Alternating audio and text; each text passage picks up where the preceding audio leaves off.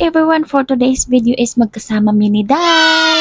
Dugay na nga video guys, but nakita na po na ko siya o gitry na po na ko siyang i-edit. Kay memorable magud kay na ko siya nga moment nga nagpunta mi ni Dal og Osaka. First time na ko mag-Osaka din si Dal is second time. Din dili nga ako mahilig sa takoyaki pero wala jud ko nabigo ni Dal kay gipatry niya sa kog kaon and legit nga masarap jud siya. Then masabi jud nako nga ika-recommend jud nako achichi takoyaki guys. Then pagkatapos is mahilig man ko sa Juyin Pan, wala pud nako gipalagpas ang Juyin Pan og dalawa pa talaga akong gi-order for myself. Wow! Kay hugawan man ko magkaon kaya nagkalat siya sa akong coat. And pagkatapos is nagpahabaay mi ni Dal sa amo ang cheese.